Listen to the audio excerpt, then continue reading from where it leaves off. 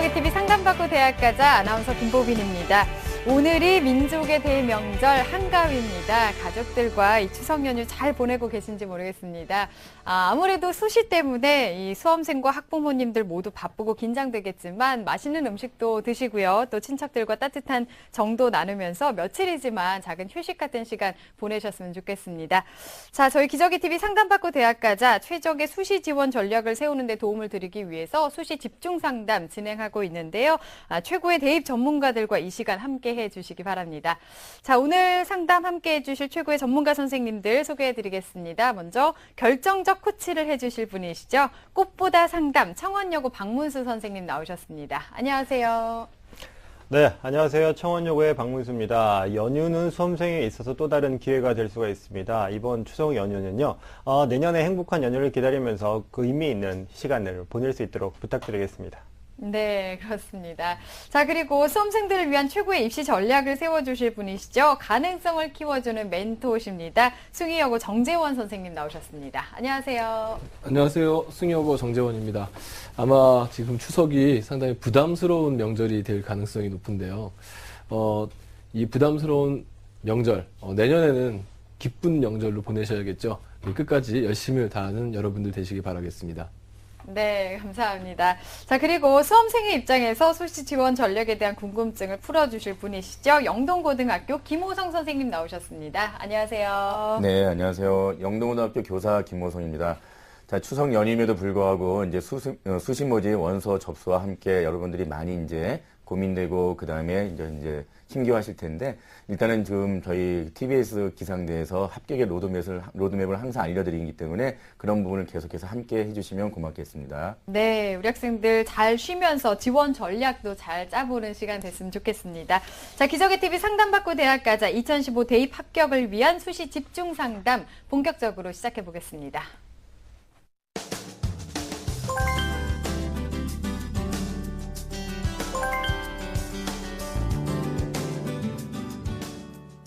자, 수시 집중 상담 진행하고 있습니다. 실제 입시에서는 변수가 생길 수 있다는 점은 참고해 주시고요. 자, 1교시 상담 본격적으로 시작을 해보겠습니다. 정확한 상담 위해서 사전 접수를 받고 있고요. 미리 논의된 사항을 바탕으로 최고의 전문가 선생님께서 분석해 주신 내용을 오늘 생방송을 통해서 전해드리겠습니다. 첫 번째 전화 한번 받아보겠습니다. 안녕하세요. 안녕하세요. 네, 반갑습니다. 소개 좀 해주세요. 네, 저는 숭실대학교 언론정보학과 SSU 미래인재를 지망하고 싶은 고3 학생입니다. 네, 언론정보학과 가고 싶다고 했는데 혹시 뭐 꿈이 그쪽인가요? 네, 제 꿈은 기자입니다. 아, 기자가 되고 싶군요. 알겠습니다. 자, 오늘 전략을 한번 잘 짜보도록 하겠습니다. 정재원 선생님이 도와주실 건데요. 우리 학생 정재원 선생님과 인사 나누세요. 안녕하세요. 안녕하세요. 안녕하세요. 예. 수시 지원을 앞두고 고민이 많죠? 네. 예. 오늘은 어떤 점 때문에 전화를 주셨어요? 네, 수시 지원 대학을 어느 정도 정했는데 합격 가능성이 높은 대학교에 대해서 알고 싶어서 전화드렸습니다. 아, 예. 우리 학생이 궁금해하는 부분들에 대해서 제가 사전에 많이 받아봤는데요. 그리고 연구를 좀 해봤습니다. 잠시 후에 자세히 알려드리도록 하겠습니다. 네. 네, 우리 학생 지원 대학을 어느 정도 정했다고 했는데 잘 짰는지 점검을 좀 해보겠습니다. 정재원 선생님께서 우리 학생의 학생부와 비교과 활동 바탕으로 분석을 해주셨는데요. 화면으로 보면서 설명 들어보겠습니다. 예, 우리 학생의 3학년 1학기까지의 내신 평균 등급을 살펴보겠습니다.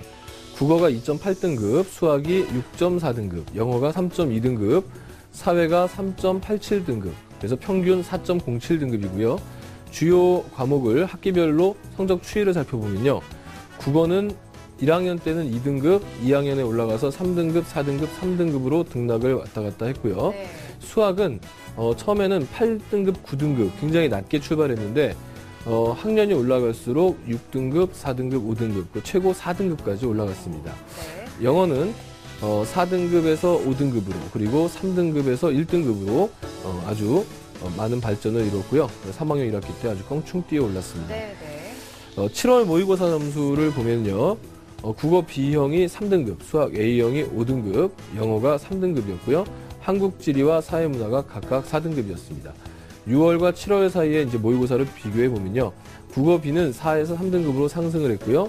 수학 A는 유지를 했습니다. 영어는 역시 상승을 했고요. 한국지리와 사회문화는 한국지리는 상승, 사회문화는 한 등급 하락했는데 뭐 큰 의미가 있는 점수라고 볼 수는 없겠습니다. 네. 비교과 보겠습니다. 예, 우리 학생의 비교과 활동은요, 교내 활동으로 1학년 때는 학급 서기, 2학년 때는 학급 서기와 학급 환경 도우미를 했고요. 3학년에는 학급 실장을 했습니다. 그리고 교내 선거관리위원장, 그리고 동아리 활동으로 1학년 때는 국제 문화 동아리를, 2학년 때는 문화 지킴이 동아리 활동을 했고요. 봉사 활동은 1학년 때 52시간, 2학년 때 무려 151시간에서 203시간 정도.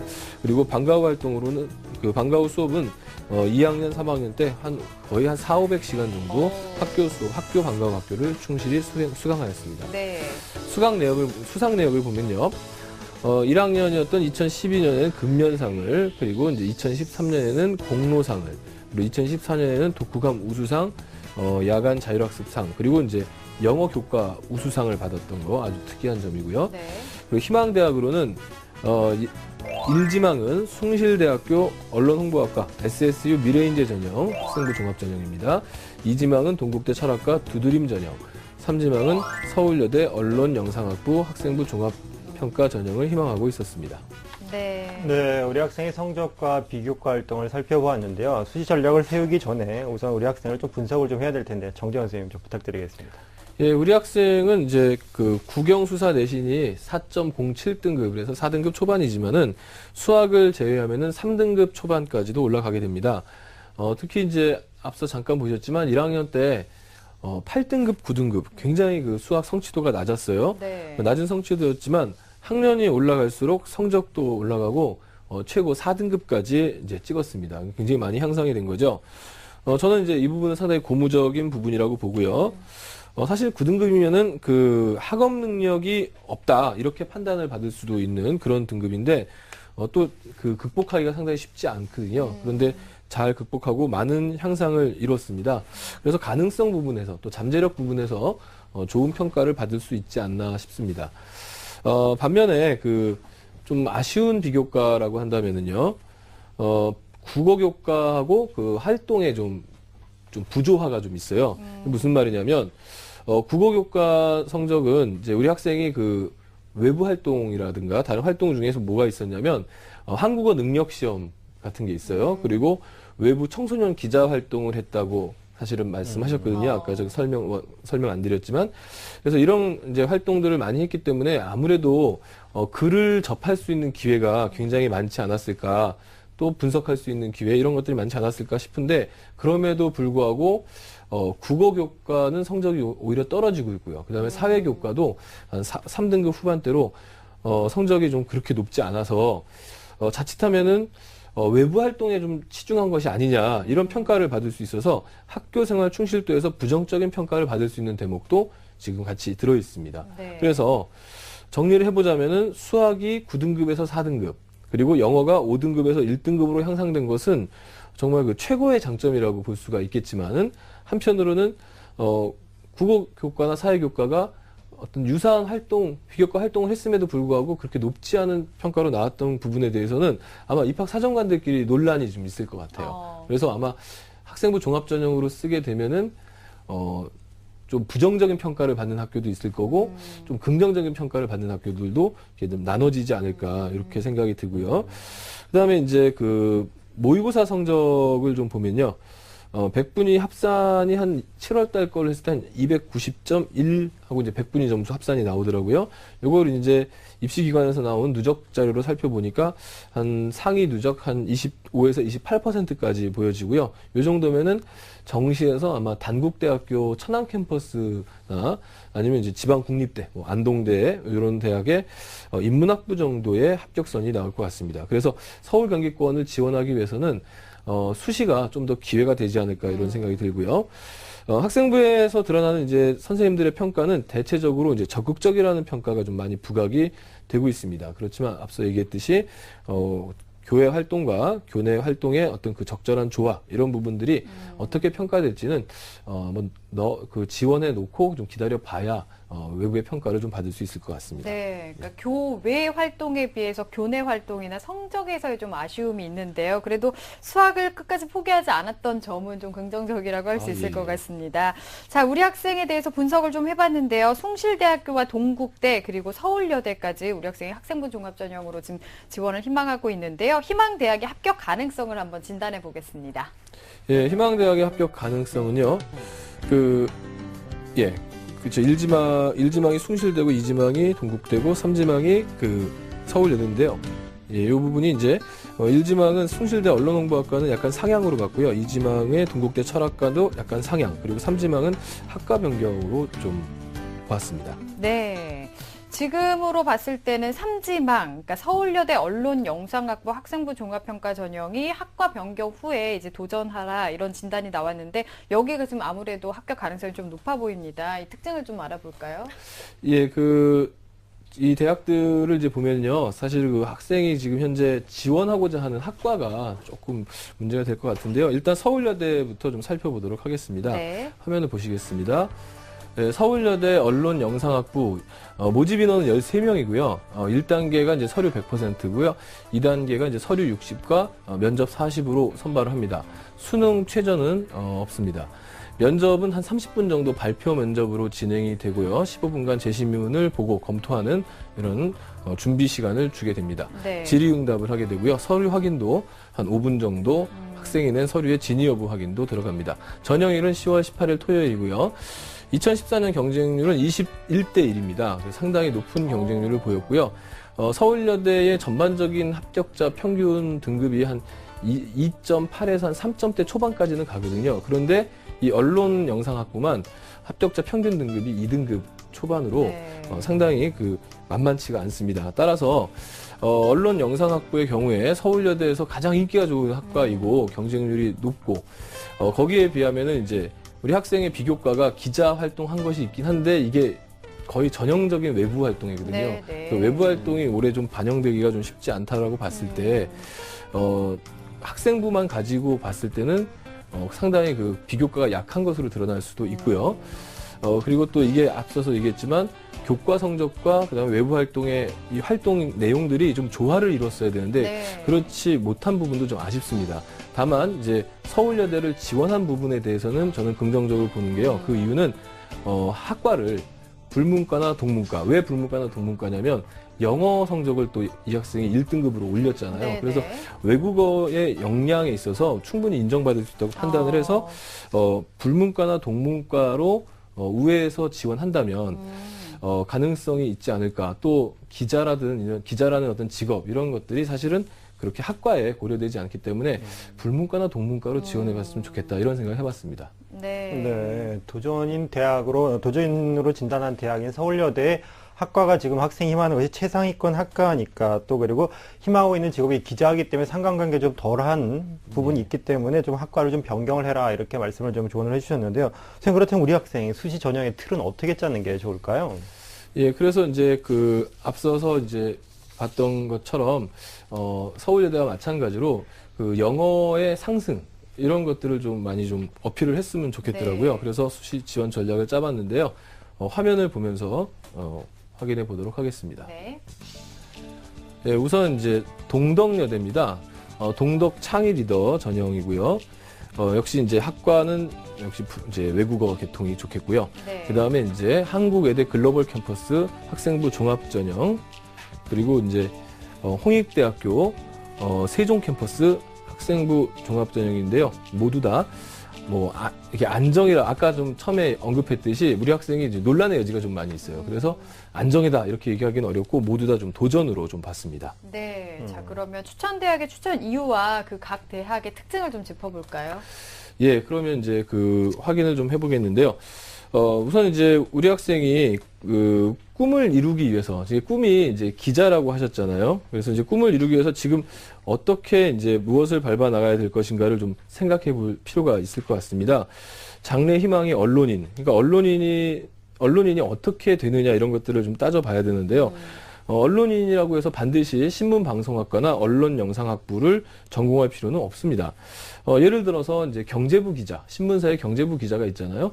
경제부 기자는 신문방송학 전공자가 경제부 기자를 하는 게 더 잘할지 아니면 경제학과 출신이 더 잘할지 답은 분명하죠. 그러니까 그 분야의 전문가가 훨씬 더 어떤 기자라는 직업과 연결됐을 때 훨씬 그 시너지 효과를 나타낼 수 있다고 본다면 우리 학생이 너무 처음부터 신문방송학이라고 하는 전공의 범위를 좁힐 것이 아니라 좀 광범위하게 나가는 것이 어떻겠느냐, 요걸 좀 말씀드리고 싶고요.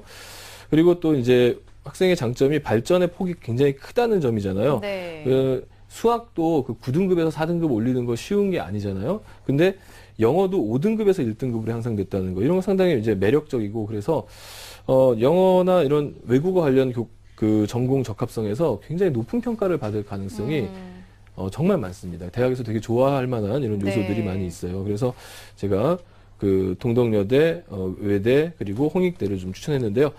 각 학교의 그 전형 방법과 특징을 화면을 보면서 설명해 드리도록 하겠습니다. 네. 예, 먼저 그 동덕여대 동덕 창의 리더인데요. 도전으로 봤고요. 모집 단위는 이제 프랑스어과입니다. 프랑스어과에 이제 5명을 모집을 하는데요. 1단계는 이제 서류를 가지고 3배수를 하는데 추천서가 없어요. 서류 100%인데 추천서 없이 자기소개서와 학생부를 가지고 평가를 합니다. 2단계에서는 1단계 점수 40%하고 면접 비중이 좀 높거든요. 심층 면접이 60%가 들어갑니다. 우리 학생이 아마 활동을 좀 많이 했던 학생이기 때문에 면접 같은 거 하면은 아마 떨지 않고 잘할 것 같은데, 네. 글쎄 어떤지 모르겠네요. 그리고 이제 수능 최저가 없다는 점, 그리고 이제 면접은 한 20분 정도 하고 역시 발표 면접이고요. 발표가 끝나면은 한 심층 질의를 한 20분 정도 한다고 합니다. 면접 일자는 아직 확정은 안 되는데 10월 11일 토요일이나 12일 사이에 하고요. 제가 이제 전형일을 이렇게 자꾸 알려드리는 이유는 이 겹치는 이제 대학들이 이제 생길 수 있어서 학생에게 네, 네. 좀 인지를 시키려고 하는 거고요. 2014년 경쟁률은 이제 4.8대 1입니다. 1단계가 3배수인데 4.8대 1이면은 1단계 실질 경쟁률이 한 2대 1이 채 안 되는 거죠. 그래서 1단계 통과 가능성이 굉장히 높죠. 2014년 합격선이 공교롭게도 우리 학생의 내신 성적과 동일합니다. 그래서 4.07 등급으로 합격 가능성이 아주 높아 보이는 그런 학과입니다. 추천의 뭐 이유는 합격자들의 평균 내신과 우리 학생의 내신이 비슷하다는 점이 일단 크고요.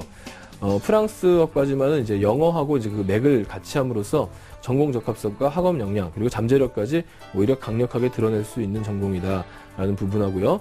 또 외국어 관련 학과가 오히려 방송 언론에 상당히 적합할 수 있고 진로 범위도 넓게 가져갈 수 있다. 뭐 대학원이나 이런 것까지 고려한다면 넓게 가져갈 수 있다. 이런 부분도 고려를 해봤습니다. 그 밖에 이제 이제 한국 외대 같은 경우에 이제 한국 외대 글로벌 캠퍼스 이제 프랑스어과나 프랑스어과의 학생부 종합 전형과 세종대학교 그 홍익 캠퍼스 홍익대학교 세종 캠퍼스 자유 전공을 학생부 종합 전형으로 좀 추천을 해드리고 싶은데요. 네.